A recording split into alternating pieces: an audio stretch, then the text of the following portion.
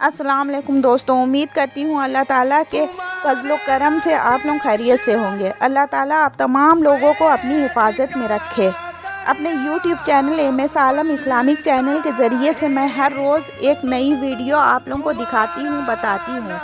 हर दिन की तरह मैं आज बहुत दिलचस्प वीडियो लेकर आई हूँ।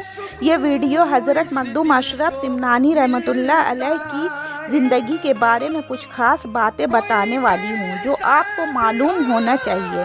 आपसे गुजारिश है कि इस वीडियो को आखिरी तक ज़रूर देखें और जो लोग चैनल पर नए हैं तो चैनल को सब्सक्राइब कर ले और बेल आइकन प्रेस कर दे ताकि हमारी हर नई वीडियो का नोटिफिकेशन आप लोगों तक जल्द से जल्द पहुँच जाए। हज़रत मखदूम अशरफ सिमनानी रहमतुल्लाह अलैह की विलादत मुबारक 712 हिजरी मुताबिक 1312 ईस्वी में ईरान के सिमनान में हुई। आपके वालिद का नाम सुल्तान इब्राहिम नूर बख्श है और आपकी वालदा का नाम बीवी खतीजा बेगम है। उस अजीम शख्सियत को दुनिया आज मखदूम अशरफ जहांगीर सिमनानी के नाम से जानती है। हज़रत मखदूम अशरफ के वालिद और वालदा इबादत गुजार थे और अल्लाह के नेक वलियों में आपका शुमार था। हज़रत मखदूम अशरफ जहांगीर सिमनानी के वालिद मोहतरम जो सिमनान के बादशाह थे, अल्लाह ताला ने आपको कोई औलाद नहीं अता की थी, इसलिए आपके वालिद और वालदा मोहतरम काफ़ी मायूस रहा करते थे। एक दिन एक बुजुर्ग फ़कीर जो सिमनान में रहा करता था, एक दिन वो मखदूम अशरफ जहांगीर सिमनानी के वालिद के दरबार में तशरीफ़ लाए। हज़रत इब्राहिम नूर बख्श और उनकी अहलिया ने उन्हें बहुत ही अदब और एहतराम के साथ बैठाया और ख़ुद उस बुज़ुर्ग फ़कीर के सामने खड़े हो गए। उस बुज़ुर्ग ने हज़रत इब्राहिम नूर बख्श से पूछा, क्या आप अल्लाह ताला से चाहते हो कि वो आपको बेटा अता करे? हज़रत इब्राहिम नूर बख्श और उनकी अहलिया बहुत खुश हुई क्योंकि औलाद ना होने से वो बहुत गमगीन रहा करते थे। हज़रत इब्राहिम नूर बख्श हमेशा अल्लाह से औलाद के लिए दुआ करते थे। अब उन बुज़ुर्ग की ये बात उनकी ज़बान से सुनकर उनके चेहरे खिल उठे। हज़रत इब्राहिम नूर बख्श जो सिमनान के बादशाह थे, उन्होंने बहुत ही अदब से उस बुज़ुर्ग से अर्ज़ किया, आप हमारे हक़ में दुआ कर दीजिए, आप अल्लाह के वली है। उस बुज़ुर्ग ने आपके लिए दुआ की और वहाँ से चले गए। कुछ दिन के बाद सुल्तान इब्राहिम नूर बख्श ने ख्वाब में देखा, दो जहां के मालिक व मुख्तार हज़रत मोहम्मद मुस्तफ़ा सल्लल्लाहु अलैहि वसल्लम को देखा। प्यारे आका मोहम्मद मुस्तफ़ा सल्लल्लाहु अलैहि वसल्लम ने फरमाया कि ऐ इब्राहिम, तुम्हें अल्लाह ताला दो बेटे अता करेगा। बड़े बेटे का नाम अशरफ और छोटे बेटे का नाम अराफ रखना। अशरफ अल्लाह का वली होगा, उसकी परवरिश खास तरीके से करना। अब वो दिन करीब आ गया। सिमनान में खुशी की लहर फैल गई। सिमनान को अब उनका बादशाह मिल चुका था। हज़रत मखदूम अशरफ जहांगीर सिमनानी रहमतुल्लाह अलैह की आमद हो चुकी थी। हज़रत अशरफ सिमनानी रहमतुल्लाह अलैह को कई लक़ब से जाना जाता था। आपके मशहूर लक़ब जहांगीर गौसुल आलम महबूब यज़दानी।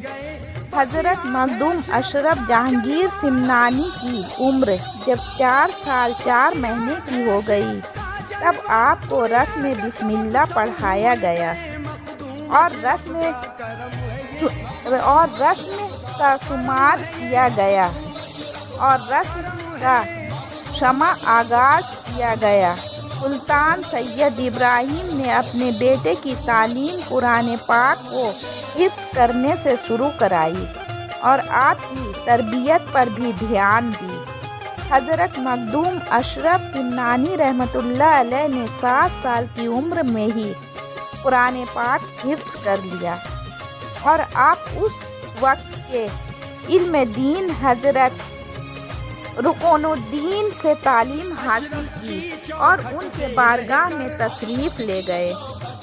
और जब आपकी उम्र 15 साल की हुई तो आपके वालिद हज़रत सुल्तान सैयद इब्राहिम नूर बख्श रहमतुल्लाह अलैह का विसाल हो गया। इस तरह कम उम्र में सल्तनत सिमनान की जिम्मेदारी आपके ऊपर आ गई। आपने 10 साल सिमनान में हुकूमत करने के बाद बादशाहियत अपने छोटे भाई को सौंपने का इरादा कर लिया और अपनी वालदा से अर्ज़ किया कि ऐ माँ, अब मैं सिमनान पर तो हुकूमत कर चुका हूँ, अब मैं अल्लाह के लिए दीन इस्लाम के लिए दूसरे मुल्क जाना चाहता हूँ। वो माँ जो खुद वली कामिल थी अपने बेटे को रोक ना सकी। माँ ने कहा ठीक है, तुम इस्लाम की तरबियत के लिए जाओ। माँ की बातों को मानते हुए अपने मुल्क की सरहद की तरफ सफ़र किया। आपकी माँ ने आपके साथ बहुत से सिपाहियों को भेजा। आप अपनी माँ की बात मानते हुए सिपाहियों के साथ सरहद तक आए और फिर आपने फरमाया, मैं किसी मुल्क पर कब्जा करने नहीं जा रहा हूँ, मैं लोगों के दिलों पर राज करने जा रहा हूँ।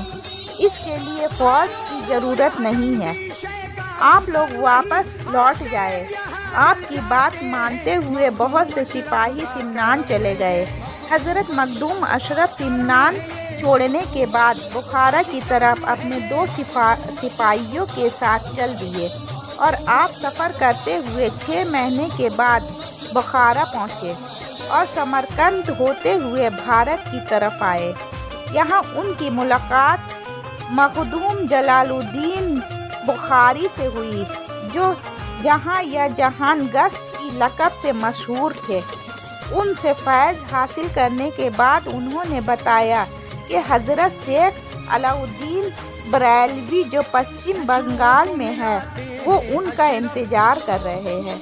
3 दिन के बाद वो पीर हज़रत शेख अलाउद्दीन से मिलने निकल पड़े। सैयद अशरफ जहांगीर सिमनानी रहमतुल्लाह अलैह जंगल और नदियों को पार करते हुए आगे बढ़ रहे थे। इसके बाद लाहौर पहुँचे, जहाँ पर आप दादा गंज बख्श की दरगाह पर पहुँचकर क़याम फरमाया और आपने उनसे भी फैज़ हासिल किया। उसके बाद हज़रत मखदूम अशरफ ने 4 साल तक अपने मुर्शिद की खिदमत की। उसके बाद एक दिन आपको मुर्शिद ने आपको बुलाया और फरमाया कि आप जौनपुर जाए। उसके बाद हज़रत मखदूम अशरफ सिमनानी रहमतुल्लाह अलैह जौनपुर के लिए रवाना हो गए। मुरीदों के साथ पीर आपको गांव के बाहर तक छोड़ने के लिए आए। उसके बाद आप जौनपुर आए तो वहाँ के लोग एक दूसरे से पूछते कि ये हसीन नौजवान कौन है। हर तरफ आपकी आमद की चर्चा थी। उसके बाद आपने मस्जिद में इत्तिकाफ की नियत की और क़याम किया। हज़रत मखदूम अशरफ ने भी वहाँ 40 दिन का चिल्ला किया। उसके बाद आपके मर्तबे को अल्लाह ने और बुलंद कर दिया। तमाम अल्लाह वाले हज़रत मखदूम अशरफ को मुबारकबाद पेश करने लगे। यहाँ तक कि वलियों के सुल्तान पीरों के पीर शेख अब्दुल कादिर जिलानी रहमतुल्लाह अलैह भी वहाँ मौजूद थे। हज़रत मखदूम अशरफ ने वहाँ इल्म नुज़ूल हासिल किया। उसके बाद आपको पीर व मुर्शिद की याद आई तो आप 15 साल बाद अपने पीर की दरगाह में हाजिर हुए। आप हुजूर गौस पाक